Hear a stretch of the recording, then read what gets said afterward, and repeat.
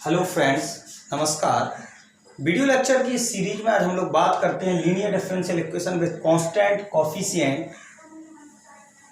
पे बेस्ड कुछ एग्जांपल्स की इसके कुछ एग्जांपल्स को देखते हैं। कल हम लोगों ने बात की थी कि कोई लीनियर डिफरेंशियल इक्वेशन है और उसका जो सॉल्यूशन होता है, तो मैंने ये कहा था उसका जो सॉल्यूशन होता है वो होता है y = CF + PI।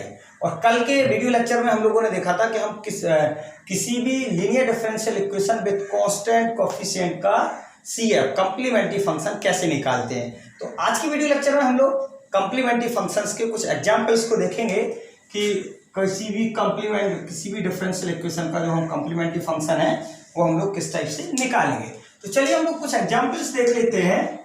जैसे फॉर एग्जांपल हम लोग एक एग्जांपल की बात करते हैं। उसने कहा एक डिफरेंशियल इक्वेशन दी गई है dq/dx³ -7 dy/dx -6y = 0।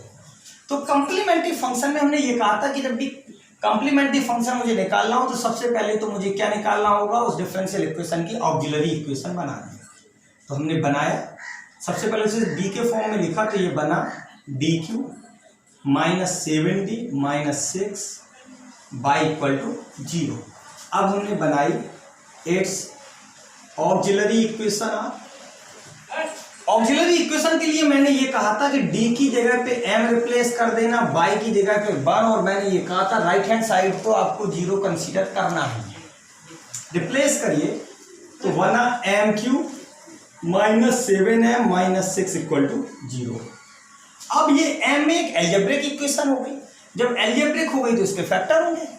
फैक्टर्स की बात करें तो हमने देखा ये तो भाई क्यूबिक इक्वेशन है। क्यूबिक है तो रिमाइंडर थ्योरम अप्लाई करनी पड़ेगी।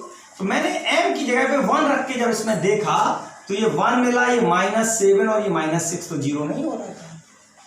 लेकिन मैंने -1 रखा, जब -1 रखा तो ये -1 बना और ये प्लस का 7 होंगे और ये 6। मतलब कि जब मैंने यहाँ पे हम लोग थोड़ा सा किए देते हैं, मैंने m = -1 जब रिप्लेस किया तो ये बना -1³ -7 × -1 -6 -1 + 7 -6, so 7 - 7 = 0।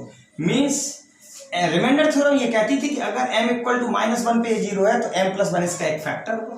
और फैक्टर का मतलब ये होता है कि हम इसमें डिवाइड करें तो पूरा पूरा डिवाइडेशन होना चाहिए। दैट मीन जो रिमाइंडर मुझे मिलना चाहिए वो 0 मिलना चाहिए। चलिए m + 1 से हमने डिवाइड किया, m³ -7m -6। सबसे पहले यहाँ m², तो बना m³ + m², माइनस ये कैंसिल आउट हुआ, माइनस का m² माइनस का 7m माइनस का 6, माइनस m हमने कंसीडर किया, सो माइनस का m² माइनस m, तो ये हो गया प्लस और ये भी प्लस हो गया, तो माइनस का 6m -6, -6 कंसीडर किया मैंने, तो -6m -6, ये प्लस और ये प्लस, फाइनली 0। मतलब इसके जो फैक्टर मुझे मिले वो मुझे मिले m + 1 m² -m -6 which is equal to 0। तो ये बना m + 1 और -m चाहिए था तो 3 और -2 ले लें। तो फैक्टर मुझे मिले m² माइनस का 3m प्लस का 2m -6 = 0। तो मुझे फैक्टर जो मिले वो मुझे मिले m + 1, यहां से मैंने m कॉमन लिया, m -3, यहां से 2 कॉमन लिया, m -3 = 0। So m + 1 m -3 m + 2 = 0। Finally मुझे m की जो वैल्यू मिली वो मुझे -1 -2 और 3। m की मुझे जो वैल्यू मिली वो मुझे मिली -1 -2 और 3। अब हम लोगों ने बात की CF। रूल कैसे है, रूट्स हमारे कैसे हैं, रियल रूट्स हैं। तो हमारा इसका बना C1 e⁻⁻x, C2 e⁻⁻2x, C3 e⁻3x हो गया। और चूंकि सॉल्व करना था राइट हैंड साइड से PI निकालते, तो राइट हैंड साइड 0 है तो PI तो 0 हो गई होगा। तो जो सॉल्यूशन बना वो बना y = CF + PI।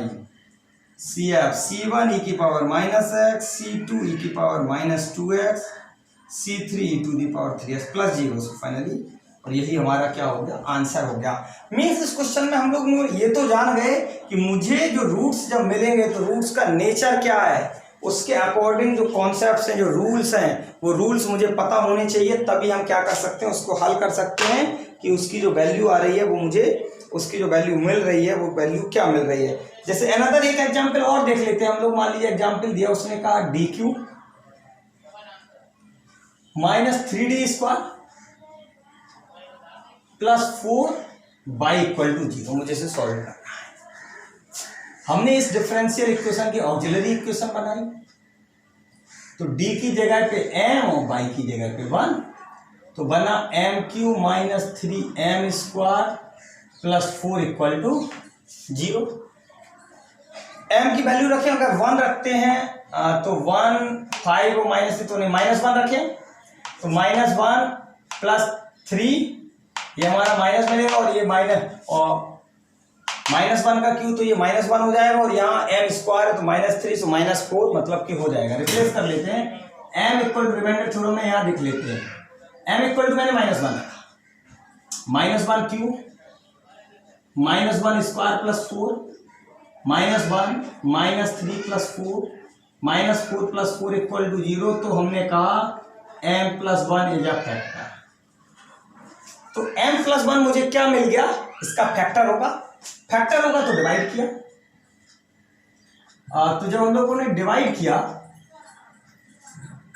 m + 1 m³ -3m² + 4m², तो हमें मिला m³ + m², माइनस का 4m² + 4, तो हमने यहां से कहा माइनस का 4m, तो माइनस का 4m² और ये मिला माइनस का 4m, ये प्लस और ये भी प्लस, 4m + 4 लिया, 4m + 4 और 0।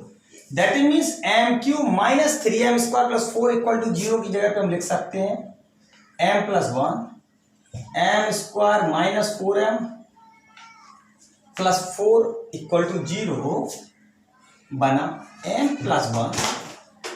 इसको अगर हम लोग देखें तो हम ऐसा लिख सकते हैं m² 2 × 2m + 2 का square = 0। That is means m + 1 और ये बना m - 2 का होल स्क्वायर = 0। तो जो मुझे रूट्स मिले वो मुझे मिले m = -1 और ये तो 2 रूट्स मिले 2 and 2। रूट्स आ गए तो CF की बात करते हैं। एक रूट तो अलग था, तो ये तो बना C1 e⁻⁻ x प्लस, ये दोनों रूट्स इक्वल रूट्स हैं। मीन्स इक्वल रूट के केस पे हम लोग जाएंगे, तो इक्वल रूट के केस में मैंने ये कहा था C1 + C2x, और यहाँ C1 पहले ले लिए, तो C2 + C3x और e⁻²x, राइट हैंड साइड 0 सो Pi 0 हो गया। तो सॉल्यूशन की अगर हम लोग बात करें तो सॉल्यूशन हुआ y = CF + Pi, C1 e⁻⁻x, C2 और +0 तो 0, और यही हमारा क्या आ गया, इस डिफरेंशियल इक्वेशन का सॉल्यूशन आ गया कि इस डिफरेंशियल इक्वेशन का हमारा जो है ना वो सॉल्यूशन क्या होगा। चलिए और एग्जांपल्स देख लेते हैं जिससे कि हमारा थोड़ा सा कॉन्सेप्ट क्लियर हो जाए। मान लीजिए कि हमने अनदर अगर हम लोग बात करें कि मान लीजिए हमारा एक जो इक्वेशन है वो इस टाइप से दी, उन्होंने कहा d⁴ upon dx⁴ plus 13d² upon dx² plus 36y = 0। इसको लिखा तो ये तो ऐसी बनेगी d⁴ 13d² y = 0। Auxiliary equation मैंने इसकी बनाई, d की जगह पे m + 13m² plus 36 equal to 0। Factor किए इसके हमने, 13 को क्या हम लिख सकते हैं, 9 और 4, 9m square, m square common लिया सो m स्क्वायर प्लस 9,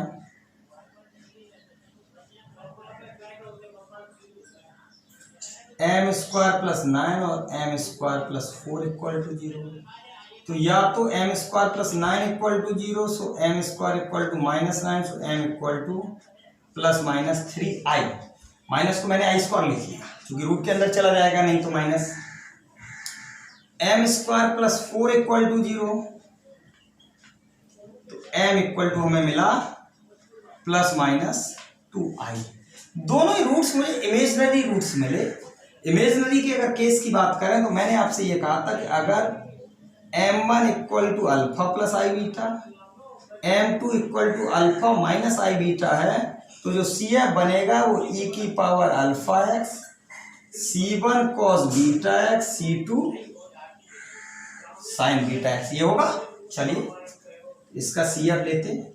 यहाँ पे अल्फा की वैल्यू 0 है, तो सीधा बना C1 cos 3x plus C2 sine 3x plus 2, यहां भी अल्फा 0 है, C3 cos 2x, C4 sign 2x।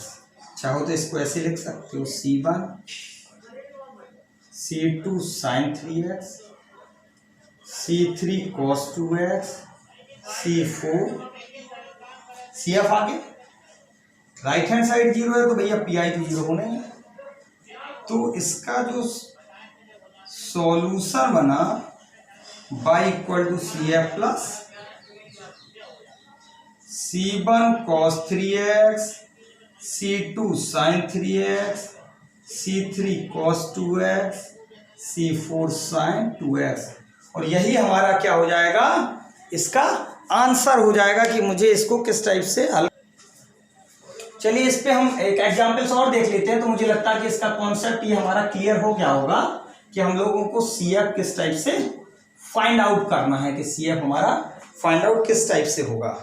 तो हम लोगों ने बात की, एक अगला एग्जाम्पल और देख लेते हैं। मान लीजिए कि एग्जाम्पल उन्होंने कहा d square by upon dx square minus 7 dy upon dx plus 12 by equal to 0। क्या बना, d square minus 7d plus 12 by equal to 0। Auxiliary equation बनाई तो d की जगह पे m और y की जगह पे 1, m square minus 7m plus 12 equal to 0। Factor किए, माइनस का 5m और ये 7 था और मुझे 12 चाहिए था, तो 5 का 4 और 3 कर लीजिए, माइनस का 4m माइनस का 3m, m minus 4, m minus 4, m minus 3 equal to m की वैल्यू मुझे 3 और 4 मिली, 2 रूट्स मुझे मिले। तो CF जो हमारा बनेगा वो C1 e to the power 3x, C2 e to the power 4x, और राइट हैंड साइड 0, सो भैया PI 0, और PI 0 so solution y equal to CF plus PI। CF